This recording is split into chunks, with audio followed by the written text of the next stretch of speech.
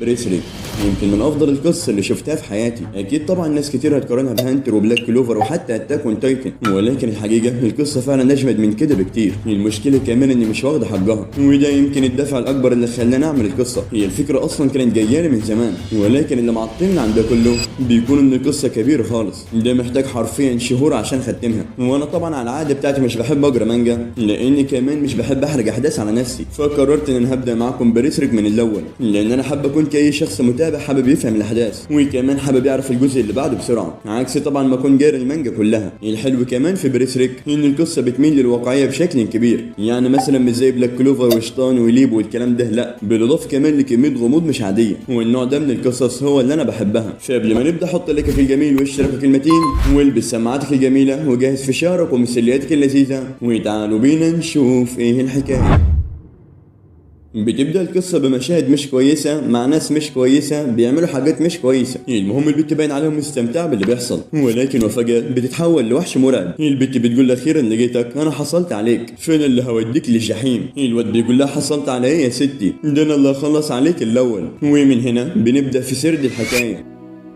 في يوم من الايام في احدى القرى بنلاقي ان في شخص غريب داخل عليهم. المهم بيلاقي ان في بعض الناس بيتنمروا على جني. واحد من الناس المتنمرين دول بيقول له بطل تلف وتدور كتير، لان هو كمان كان عايز يعذبه. دول كمان كانوا من قلعه كوكا، في ناس كتير منهم كانوا بيشوفوا الحاجات دي ومش بيرضوا يتدخلوا. المهم الشخص ده اول ما بيخش المكان بيروح عشان يشرب له حاجه. الجن كمان بيقول لهم ايها الوغد انت لازم تحررني من هنا، هو انت فاكر نفسك مين؟ الراجل بيقول له الله بقى كبرت وطلع لك صوت، شايف السكينه اللي في ايدي دي انا خليك ما تتكلمش تاني بعد ما ارميها عليك. لسه خلاص هيرميها على الجنين، ولكن سرعان ما شخص بيخلص عليه. الله هو ايه اللي بيحصل يا عم؟ الحراس كلهم بيبصوا حواليهم ومصدومين مش عارفين مين الحيوان اللي عمل كده. سرعان كمان ما الشخص ده بيخلص على كل الحراس، للدرجه دي قوته مرعبه. بعض الناس كمان اللي مش حراس بيخافوا منه. الجن كمان مصدوم من قوته، بيروح كمان وبيكمل على بقيه الناس اللي عايشين. المهم بيكلم واحد من الناس قبل ما يخلص عليه، بيقول له هو انت شغال حرامي تبع قلعه كوكا؟ انا عاوزك تبعت لهم رساله مني. بيقول له هي ايه الرسالة دي؟ بيقول لهم ان السياف الاسود قد عاد، وسرعان ما بعدها بيسيب وبيمشي. اللي مصدوم طبعا من ده كله يكون هو جني، بس هو مين ده اللي مسمي نفسه السياف الاسود؟ وايه كمان حكايته؟ الناس كلهم ملقبينه بالشخص القوي. السياف كمان قبل ما بيمشي بيكلم الشخص اللي هيوصل له رسالة وبيقول له انا بعتمد عليك، وممكن كمان اجيلك بعد فترة واشوف في رد الرسالة. ولكن قبل ما بيطلع من المكان جن بينده عليه، ولكن السياف مش بيرد عليه وماشي عادي. الجن بيقول له ما تستنى يا عم، هو انت برضه مش هنقصني، فلازم تكون مسؤول عن انقاذي حتى النهايه. على كل حال طبعا السيف اللي معاك رائع، هو الوزن بتاعه قد ايه؟ السيف بيقول له هو ايه اللي حصل لك؟ بيقول له انا كنت بتجول مع فرقه، ولكننا تعرضنا للهجوم من قبل تلك العصابه السيئه، ومنذ ذلك الحين رموني في قفص من الطيور واغرقوني بتقنيه الكحول. دي طبعا معجزه ان انا اكون على قيد الحياه. وها صح بالمناسبه انا كمان اسمي بوك، فانت عارف ان البلده دي اتهاجم عليها كتير، ولكن اللورد تحالف معهم فحريه البلده والناس مقابل عدم الهجوم. بالاضافه كمان انك لازم تغادر من هنا فورا، لان لو حد شافك هيمرجحك، فانت عارف ان ممكن يهاجمونا مره تاني، والمره دي كمان مش هيكونوا من قطاع الطرق، ده المره دي هيكونوا من حراس البلده. وده كله طبعا بسبب التحالف اللي عمله اللورد.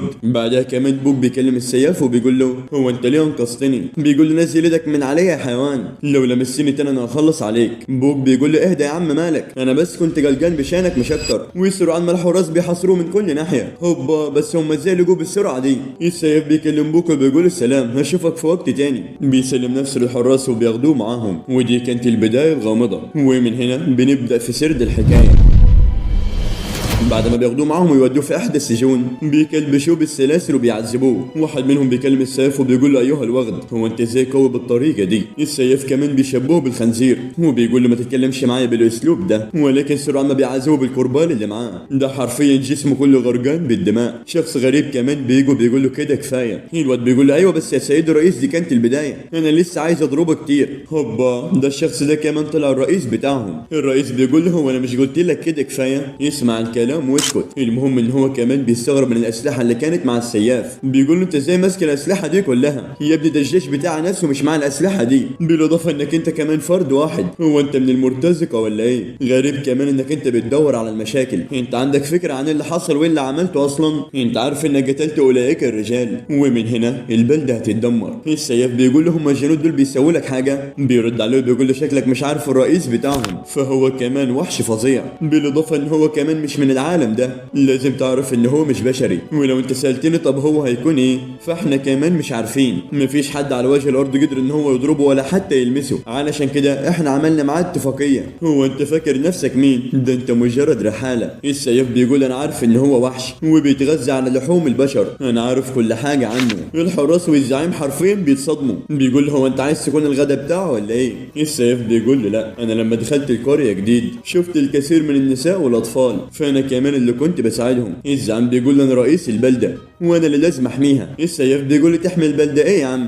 مش لما تحمي نفسك الاول؟ العمدة كمان بسبب الكلام بتاع السياف سرعان ما بيجي على الارض وبيتصاب، شكله هو كمان مريض من البداية. بيؤمر واحد من اتباعه بيقول له عذب السياف على قد ما تقدر ولكن ما تقتلهوش، فاحنا لازم نسلمه حيا لقلعة كوكا. وبعدها العمدة بيسيب المكان وبيمشي. هو كمان بيكلم احد الحراس وبيقول له انا عايز اقابل اللورد في اسرع وقت، انا لازم اتكلم معاه في موضوع مهم. الحارس بيقول له قصدك على السياف الاسود ولا ايه؟ بيقول له ايوه. الشخص ده كمان باين عليه غريب، ده حرفيا كان معاه سيف اكبر منه، ده قدر يخلص على دان ويقسمه نصين، بالاضافه ان هو بيرتدي زي اسود ويده اليسرى كمان مصنوعه من الحديد. اللورد اول ما بيسمع كده حرفيا بيتصدم، بيقول له ده مستحيل. بيخش كمان احد الحراس لبيت وبيروح يكلم شخص غامض، بيقول له رئيس البلده عايز يتكلم معاك. وبعدها رئيس البلده بيوصل. اللورد بيقول له اخيرا جيت عشان تزورني، ولكن قبل اي كلمه رئيس البلده بيقول له يا ريت تسامحني، هو كمان شخص غريب ومش من البلده دي، بالاضافه ان انا كمان هديك كل الفلوس والرهائن اللي انت عاوزهم. اللورد بيقول انت قلقان بشأن حياتك ولا ايه؟ باين عليك كبرت في السن وخرفت. وبعدها بنلاقي ان اللورد بياكل في لحوم البشر، هو كمان كان ماسك ودان وبيجزجز فيها. الله، طب اجيب لك شويه لب يا عم ولا فشار؟ المهم هو كمان بيرمي الودان دي على رئيس البلده. الرئيس حرفيا بيتصدم، هو كمان مش مصدق نفسه. اللورد بيكلم الرئيس وبيقول له فلوسي ورهائني اللي انت بتتكلم عليهم، انا مش مهتم بكل ده ايها العجوز القذر. سرعان كمان ما بيروح للبدله بتاعته بيقول انا اللي هاجي وهاخد حق بنفسي، فانا عايز اسمع الموسيقى الرائعه وانا بقطع الراجل ده. هو كمان بيقصد بكلامه السياف. وبعدها الحراس بياخدوا رئيس البلده وبيطلعوه بره. الرئيس بيقول لهم استنوا يا عم،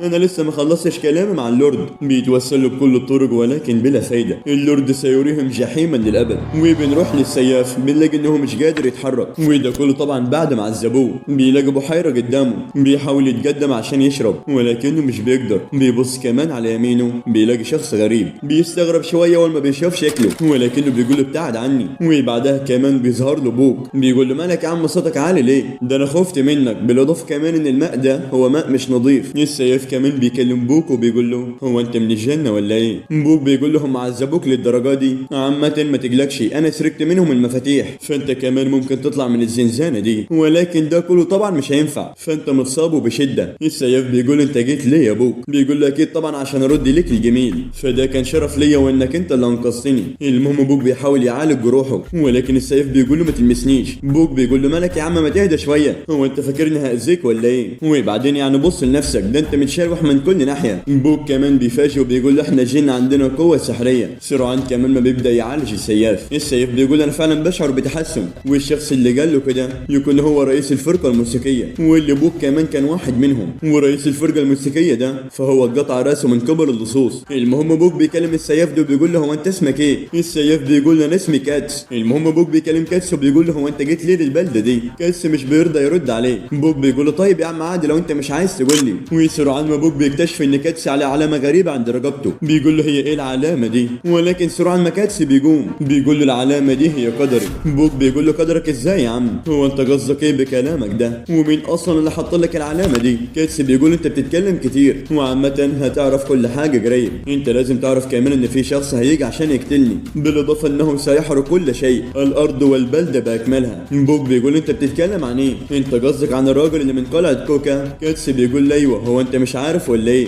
فهم جايين دلوقتي عشان يخلصوا عليا. بوك بيقول له اللي مضايقني في ده كله ان هم هيقتلوا الابرياء، ولكن سرعان ما كاتس بيقول له انا كل اللي انا عايز اعمله ان انا اقابله واخلص عليه، فاولئك الذين يموتون في المعركه بلا خيار لا يجدر بنا تذكرهم. والكلام ده كان كفيل ان ياثر في بوك بشكل كبير. كاتس بيقول له اولئك الذين لا يسيطرون على حياتهم بيستحقون الموت كالحيوانات. بوك طبعا بيستغرب من كلام كاتس، بيقول له هو انت غاضب ولا ايه؟ ولا انت زعلان ولا انت فرحان ولا ايه حكايتك، انت حرفيا عامل زي الكوكتيل. بعدها كمان بوك بيقول له هو انت جيت ليه وانقذتني؟ كاتس بيضحك له ضحك السخريه وبيقول له انت احمق، هو مين اللي هيتعب نفسه ويجي ينقذ حيوان زيك؟ بوك بيقول له طيب امال انت جيت ليه؟ كاتس كمان مش بيلاقي رد لسؤاله، وبعدها بوك بيزعل من كلامه، بيسيب له المفاتيح بتاعت الزنزانه وبيمشي. كاتس بيقول له استنى يا عم كنت بهزر معاك، انت رايح فين يا ابن المجنونه؟ ولكن مفيش فايده، كاتس كمان بيتألم من العلامه اللي في رقبته. وبعدها بوك اول ما بيطلع من المكان بيلاقي المدينه عباره عن مجزره، اللورد وجنوده وصلوا، هم كمان بيخلصوا على الناس كلهم اللي في البلده. اللورد بيقول لهم احرقوا كل شيء. بوك طبعا بيستغرب من اللورد، فهو كمان مش من البشر. اللورد كمان بيقول لهم من بين الناس الجثث يكون هو كاتس. المهم كاتس بيقدر يحرر نفسه من الزنزانه، بيطلع من المكان وبياخد الاسلحه بتاعته وبيخلص على جنود اللورد واحد ورا التاني، ده مفيش حد عارف يقف قصاده، الناس كلهم كمان مستغربين من قوته. بيخش كمان عليهم بالسيف وبيخلص عليهم. الواد كاتس ده يا جماعه ماسك سيف اكبر منه، لحد طبعا ما بيجي له اللورد.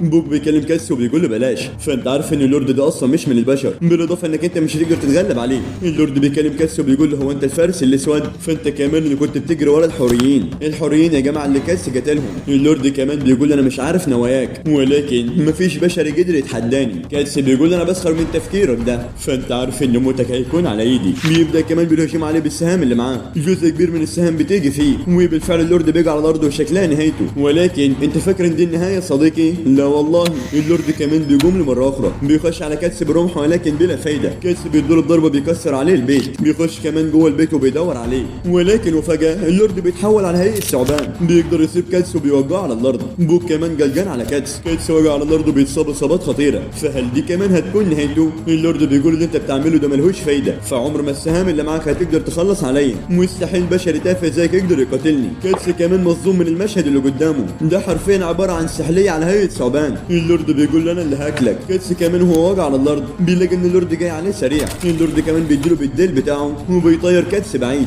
انه ينزف من الدماء وبشده. اللورد بيقول له الله هو انت لسه عايش؟ فالانسان العادي كان هيموت بالضربه دي، ولكن انت خدت مني كل الضربات ولسه ما متش، بس لازم تعرف ان دي هتكون نهايتك. كاتس حرفيا مش قادر يتحرك. بوك كمان بينده على كاتس ولكن بلا فايده. اللورد بيقول له انت مثير للشفقه، فالبشر هم مخلوقات هشه، انتوا اصلا عباره عن طعام بالنسبه لي. اللورد كمان بيمسك كاتس ولسه هيخلص عليه، ولكنه بيديله سهم من اللي في ايده، بيقدر يخلي اللورد يبعد عنه. وبعدها كاتس كمان بيقوم وبيمسك سيفه، بيخش على اللورد وبيقدر يقسمه نصين. وبعدها هو كمان بيقع على الارض وبيتصاب اصابات خطيره. الواد بوك كمان قلقان على كاتس، ولكن اللورد لسه ما ماتش. اللورد في لحظاته الاخيره بيكلم كاتس وبيقول له ارجوك ما تقتلنيش.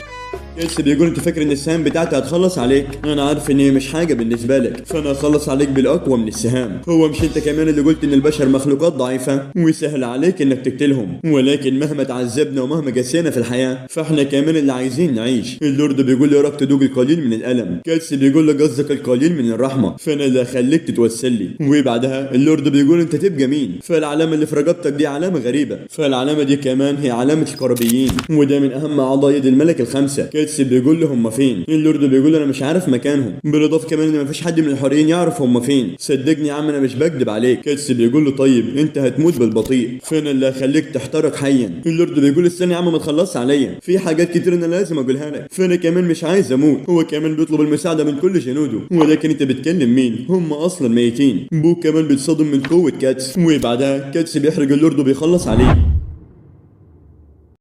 فايه مصير كاتس بعد اللي عمله ده؟ هل فعلا الناس هتسيبه في حاله؟ ومين هو كاتس وايه حكايته اصلا؟ ده اللي هنعرفه يا اصدقائي في الفيديو اللي جاي، لاننا بالفعل من هنا هنقف. استنونا في الاجزاء الجديده من قصه بيرزيرك، وما تنساش اللايك والاشتراك عشان ننزل الفيديوهات اللي جايه باسرع وقت. واهم حاجه ما تنساش تصلي على سيدنا محمد. وبس كده، جود باي.